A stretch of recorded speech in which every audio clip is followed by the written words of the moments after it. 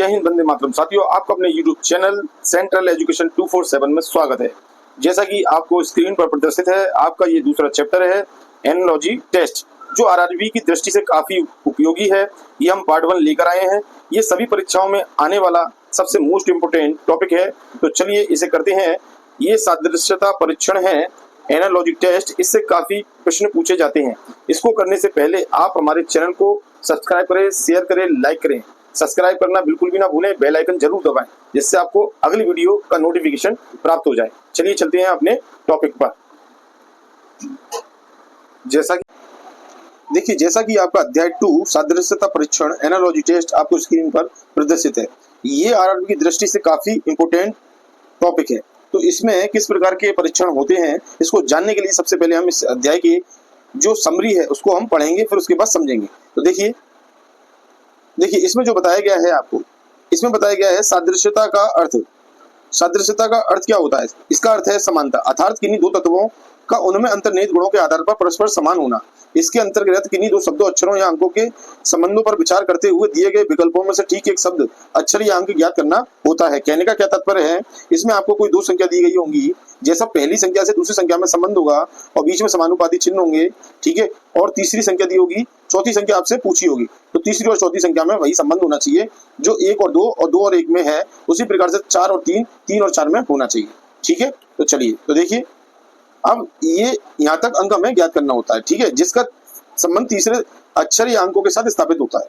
इसी प्रकार इसी प्रश्न के अंतर्गत समानुपात के चिन्ह पहले दो तत्वों के होते हैं जो आपस में किसी विशेष प्रकार से संबंधित होते हैं।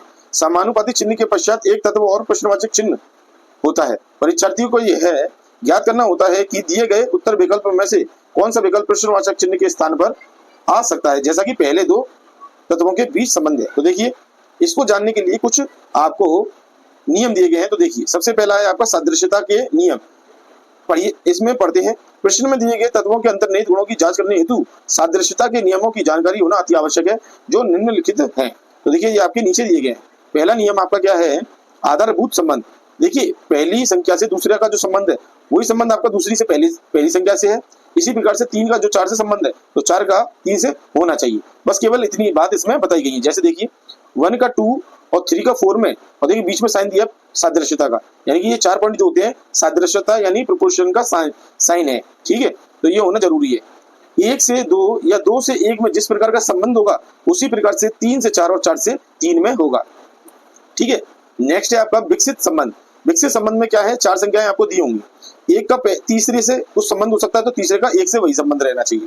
इसी प्रकार 2 से 4 में जो संबंध है और 4 का 2 से संबंध है, वो संबंध आपका क्या कहलाता है? विकसित संबंध कहलाता है। कभी कभी 1 से 3 के बीच में दे दिया होता है, तो फिर हम 2 से 4 के बीच में भी संबंध निकाल लेते हैं। चलिए नेक्स्ट, ये यहाँ पर आपको प्रदर्शित है। अब देखिए, इसके बाद कुछ मोस्ट इंपोर्टेंट स्मरण रखने वाले तथ्य। तो देखिए, शब्दों पर आधारित प्रश्नों में उनके मध्य अंतर्निहित संबंधों की जांच करने हेतु कुछ प्रमुख निम्नलिखित शब्द संबंध सादृश्यता की जानकारी भली भांति याद रखें। पहला नियम क्या है? देखिए, इसमें विपरीतार्थक शब्द सादृश्यता। अब देखिए, विपरीतार्थक शब्द सादृश्यता में क्या होते हैं? यानी विपरीत अपोजिट वर्ड होते हैं। जैसे जय का पराजय हो गया और जीवन का मरण हो गया, तो ये एक दूसरे का अपोजिट वर्ड है, ठीक है। नेक्स्ट, समानार्थक शब्द संबंध सादृश्यता। जैसे समान अर्थ रखने वाले अपराध, पाप, अवस्था, आयु। तो देखिए, अपराध, पाप ये दोनों समान अर्थ रखते हैं, चाहे आप अपराध बोलिए चाहे पाप बोलिए। अवस्था या आयु ये दोनों समान है, ठीक है। नेक्स्ट आपका क्या है? पर्यायवाची शब्द। पर्यायवाची शब्द संबंध सादृश्यता। जैसे गगन और अंबर, धरा और धरती आदि। तो गगन को आप अंबर ही कहते हैं और धरा को धरती यानी धरणी, यानी कि धरणी धरती का ही रूप है और धरा भी। तो ये सेम पर्यायवाची शब्द हैं, तो इनको पर्यायवाची बोलते हैं, जो सेम समान अर्थ रखते हैं। तो हिंदी में पर्यायवाची शब्द कहलाते हैं। चलिए, एक से अधिक नाम होते हैं एक ही शब्द के, वे आपके पर्यायवाची शब्द हैं।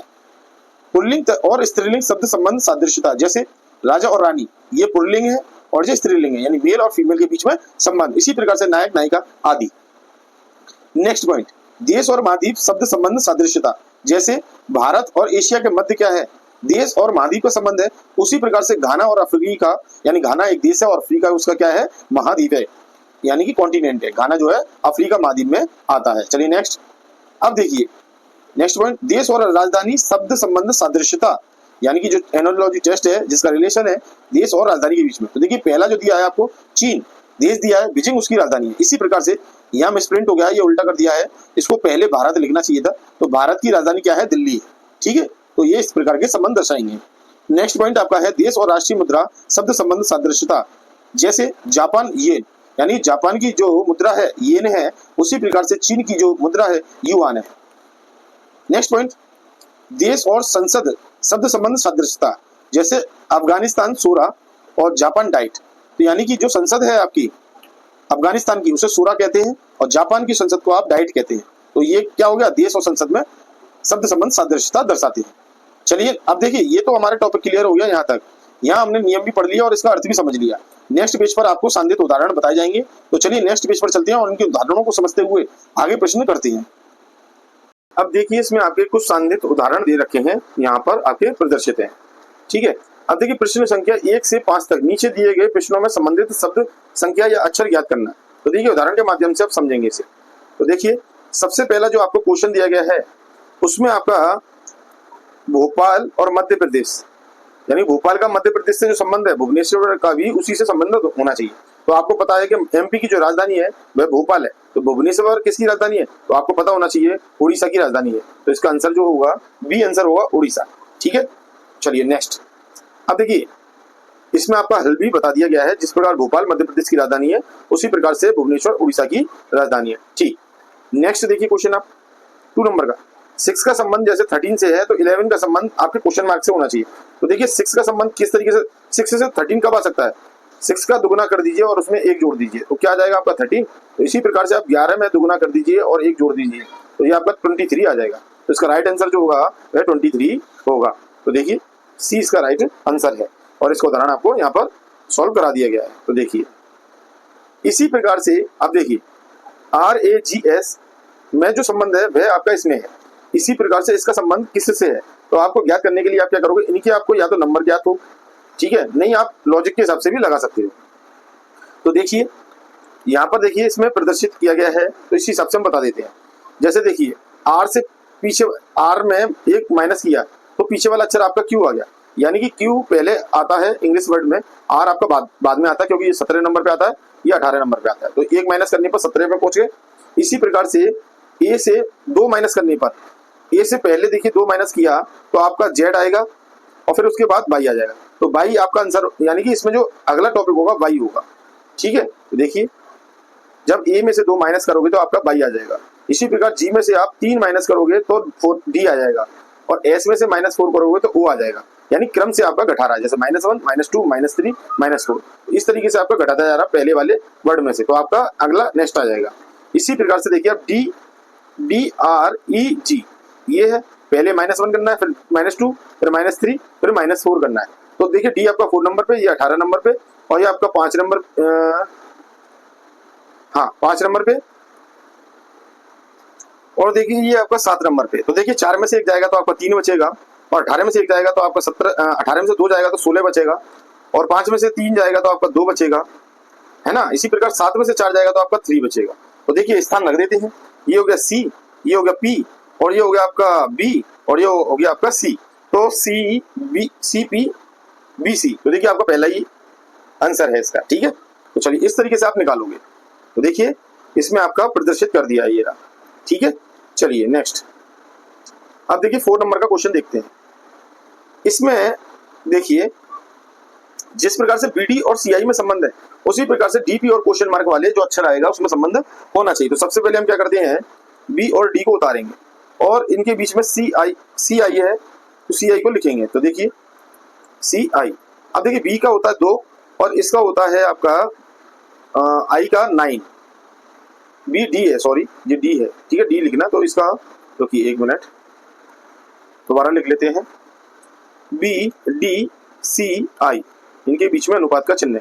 तो ये 2 है तो ये 4 है, ये 3 है तो ये 9 है। तो देखिए आपने देखा 2 का जस्ट स्क्वायर है तो 3 का स्क्वायर है ये यहाँ पर। ठीक है, तो इसी प्रकार से आपको DP लिखना है। तो ये 4 है तो ये देखिए 16 आ गया, ये इसका स्क्वायर है। तो ऐसी संख्या हमें देखनी है कि उसका स्क्वायर हो। ठीक है, तो देखिए 2 के बाद 3 आया है तो 4 के बाद 5 आना चाहिए। जैसे यहाँ 2 के बाद 3 आया है तो उसके तो 4 के बाद क्या आना चाहिए, अगला 5 आना चाहिए। 5 और 25, 5 किसका होता है आपका ई का और 25 किसका होता है वाई का। ठीक है, तो ये आपका कॉन्सेप्ट के हिसाब से क्लियर है। तो चलिए करते हैं। देखिए अब जो आपका आंसर आया है ई वाई, तो बी आपका ऑप्शन होना चाहिए। तो देखिए बिल्कुल राइट कॉन्सेप्ट है। इसमें प्लस माइनस करके बताया है तो आप इसमें कंफ्यूज हो जाओगे। जो मैंने आपको बताया उस हिसाब से आप इससे फाइंड कर सकते हो। चलिए नेक्स्ट। अब देखिए 5th नंबर के क्वेश्चन में आपको क्या दिया है, इसमें दिया है कि 12 से आपका 36 हो जाता है। ठीक है, तो 3 का मल्टीप्लाई हो रहा है। इसी प्रकार से समानुपात में 1/3 दिया है, आप इसमें 3 का मल्टीप्लाई कर दिए, आपको नेक्स्ट आ जाएगा। तो देखिए तो जो आएगा वह 1 आएगा। कैसे आएगा, देखिए 1/3 में यदि 3 का मल्टीप्लाई करोगे तो 3 से 3 कट गया, रहेगा आपका 1, तो वो आपका आंसर में आ जाएगा। ठीक है, तो देखिए इसका राइट आंसर बी होगा। बी आपका दे दिया, हल भी आपको बता दिया है। चलिए नेक्स्ट। अब देखिए 6 नंबर का, देश का जो राष्ट्रपति से संबंध है तो राज्य का वही संबंध किससे है। तो देखिए देश की कमान जो संभालते हैं राष्ट्रपति संभालते हैं। ठीक है, और पहले नागरिक है। इसी प्रकार राज्य की जो कमान संभालते हैं तो राज्यपाल, राज्यपाल आपको पता है गवर्नर। ठीक है, गवर्नर ये ला है। ठीक है, गवर्नर जो होते हैं वे राज्य की कमान संभालते हैं। ठीक है, और ये मुख्य प्रधान होते हैं। तो चलिए तो देखिए इसका राइट आंसर सी राज्यपाल है। ठीक है, इसमें आपका कंक्लूजन भी दिया गया है। तो देखिए यहाँ तक हमने आपको उदाहरण के माध्यम से करा दिया है। इसके बाद नेक्स्ट जो आएगा आपका अभ्यास आएंगे, अभ्यास प्रश्न आएंगे, वो हम नेक्स्ट सेकंड वीडियो में लेके आएंगे। ठीक है, तो यहाँ तक बने रहने के लिए आपका धन्यवाद, और हमारे चैनल को सब्सक्राइब करना बिल्कुल भी ना भूलें, और बेल आइकन जरूर दबाएं, लाइक करें, शेयर करें। मिलते हैं नेक्स्ट वीडियो के साथ। जय हिंद, वंदे मातरम।